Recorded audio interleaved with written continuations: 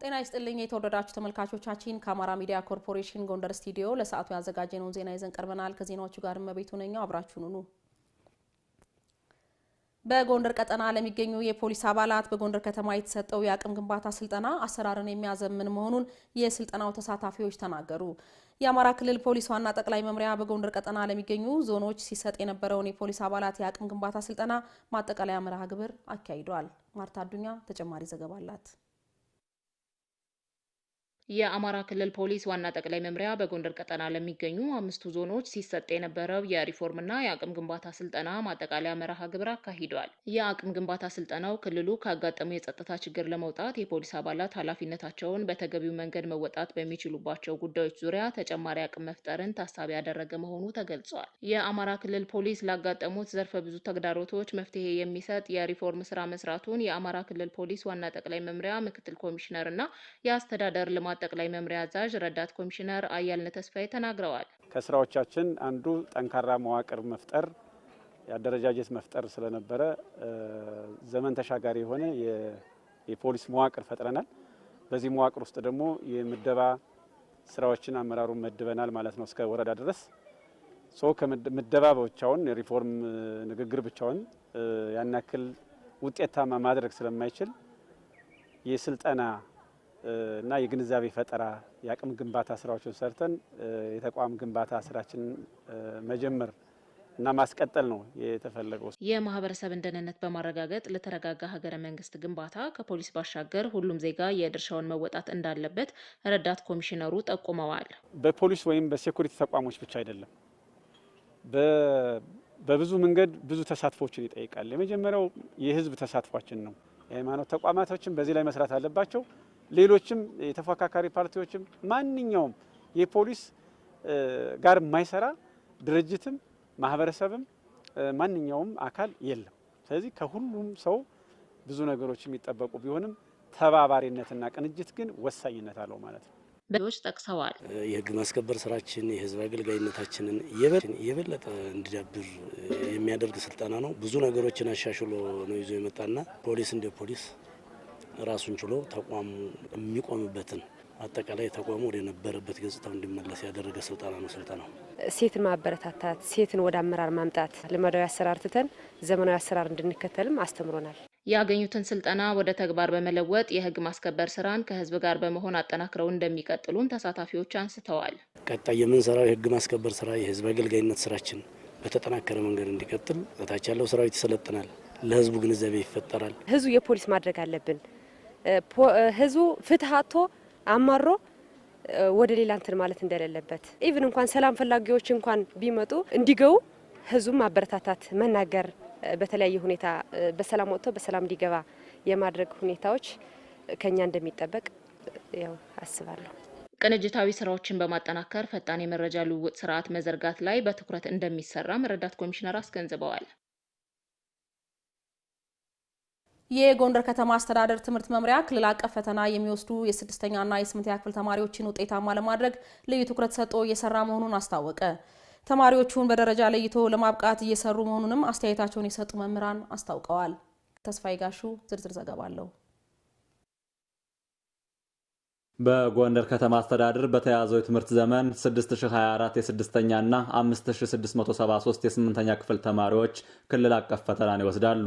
እነዚህ ተማሪዎች የተሻለ ውጤት ማስመዝገብ እንዲችሉ ከወዲሁ በስፋት እየተሰራ ይገኛል። ያነጋገርናቸው የአርባባና የቅዱስ ጊዮርጊስ አንደኛና መካከለኛ ደረጃ ትምህርት ቤት ተማሪዎች በመምህራኖቻቸው እየታገዙ ትምህርታቸውን በተገቢው መንገድ እየተከታተሉ መሆኑንም ይናገራሉ። አበበ ወዳጅ ይባላል። የ6ኛ ክፍል ተማሪ የወጣናት ከሰዓትም ሆነ ሌሊት ላይ አነባለሁ እና መምህሮች ደግሞ የሚሰጡኝን አስተያየትና ምክር ለኔ የሚጠቅመኝ እንደሆነ አንደርስታንድ አደርጋለሁ እና እኔም ደግሞ የነሱ ምክር ተከትዬ ፕሮግራም በማውጣት ጥናቴን በማካሄድ ላይ ይገኛሉ።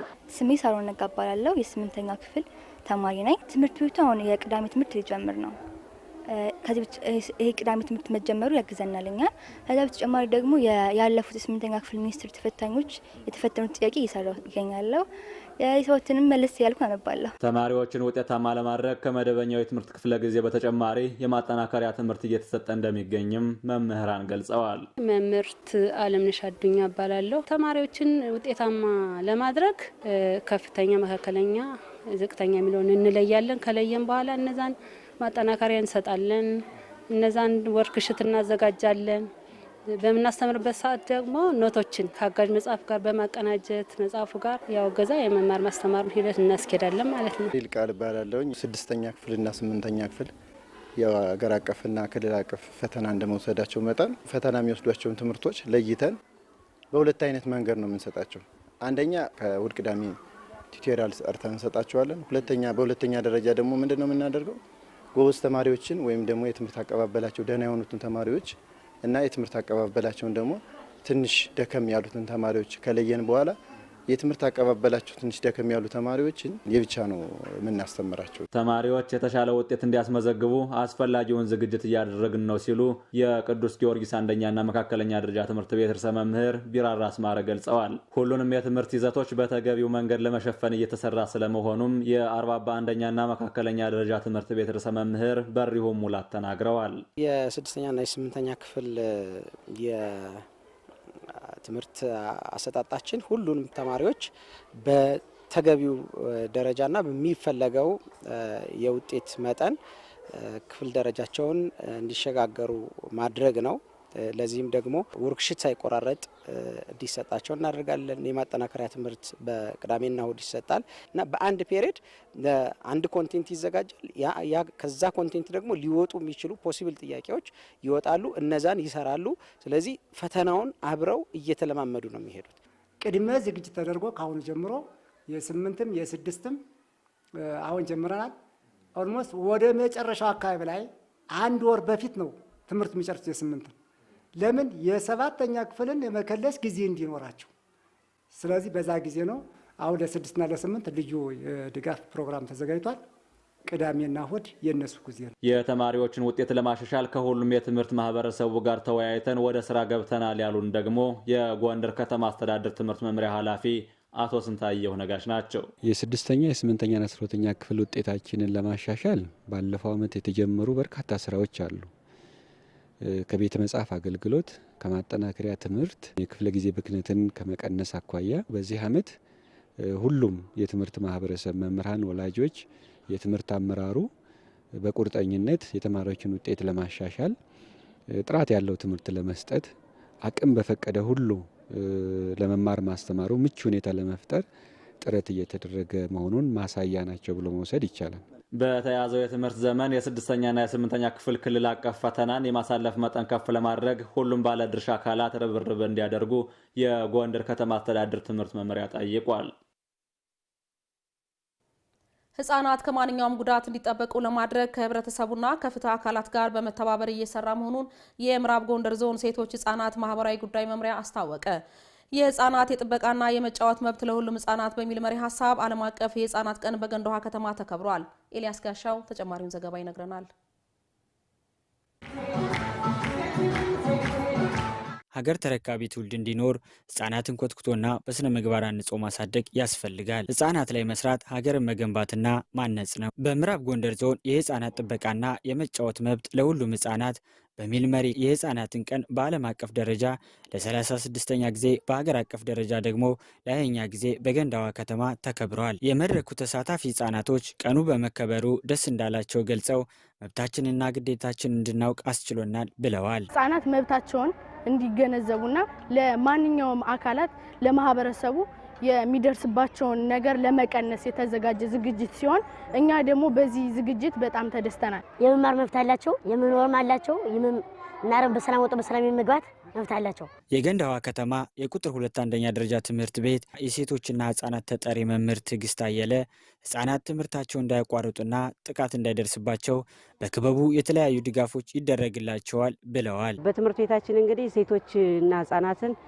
ትምህርታቸው እንዳያቋርጡ ከትምህርት ገበታቸው እንዳይቀሩ በክበቡ የተለያዩ ድጋፎችን እንሰጣለን። አንዳንድ ቤተሰቦቻቸው ጫና ተደርጎባቸው ያለ እድሜያቸው ለጋብቻ የሚዳረጉ ልጆችንም ከሚመለከቱ አካላት ጋር በመነጋገር ያጋብቻ እንዲቋረጥ ይደረጋል። ይሄን ተግባር እንሰራለን። የምዕራብ ጎንደር ዞን ሴቶች ህጻናትና ማህበራዊ ጉዳይ የመምሪያው ኃላፊ ተወካይና የህጻናት ባለሙያ አቶ መንግስቱ አለማየሁ ህጻናት ለችግር ተጠቂዎችና ተጎጂዎች ስለሆኑ ይህን ለመከላከልና መብቶቻቸውን ለማስከበር ሰፊ ስራዎች እየተሰሩ መሆናቸውን ተናግረዋል። ህጻናት ጥቃት ሲደርስባቸው ምላሽ መስጠት ሳይሆን መጀመሪያ ቅድመ መከላከል ነው ዋናው ስራው። የተለያዩ የንቃተ ህግ ትምህርቶች እንዲሰጡ እያደረግን ግንዛቤውን እንፈጥራለን።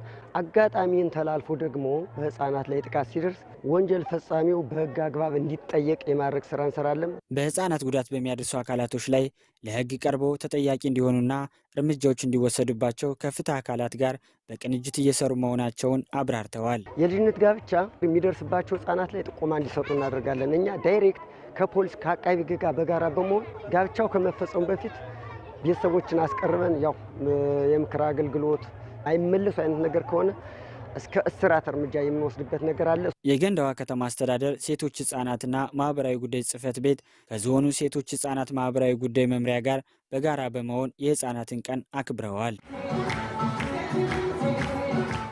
የምዕራብ ጎንደር ዞን ስራና ክህሎት መምሪያ በዞኑ የሚገኙ ወጣቶችን ተጠቃሚ ለማድረግ እየሰራ መሆኑን ገለጸ። ግሎባል ኢንተርፕረነርሺፕ ዊክ ኢንተርፕረነር ዲቨሎፕመንት ኢንስቲትዩት ከምዕራብ ጎንደር ዞን ስራና ክህሎት መምሪያ ጋር በመተባበር ለጀማሪ ስራ ፈላጊና በስራ ላይ ላሉ ወጣቶች የስራ ክህሎት ማሳደጊያ ስልጠና ሰጥቷል። ስልጠናው በስራ ላይ ያሉ ተሞክሮዎች እንዲሰፉና ለጀማሪ ስራ ፈጣሪዎች አዳዲስ ሀሳቦች እንዲያመነጩ ዓላማ ያደረገ መሆኑን የዞኑ ስራና ክህሎት መምሪያ ኃላፊ ኤፍሬም ወርቁ ገልጸዋል። በዞኑ የሚገኙ ስራ አጥ ዜጎችን የስራ ዕድል ተጠቃሚ ለማድረግ ስልጠናው እንደሚያግዝ መምሪያ ኃላፊው ገልጸዋል። ለስራ ማስኬጃ የሚሆን ብድር ከኢትዮጵያ ንግድ ባንክ በማመቻቸት ዘላቂ የሆነ ክትትልና ድጋፍ እንደሚደረግም ኃላፊው አስታውቀዋል። ክህሎት መር ስልጠና መሰጠቱ በሚሰማሩበት የስራ መስክ ውጤታማ እንዲሆኑ ጠቀሜታው የጎላ መሆኑን የስልጠናው ተሳታፊዎች ተናግረዋል።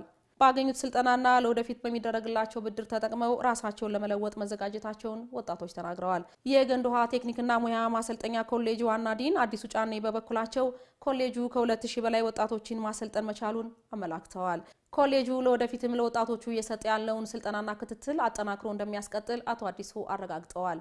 መረጃውን ያገኘነው ከምዕራብ ጎንደር ዞን የመንግስት ኮሚኒኬሽን መምሪያ ነው።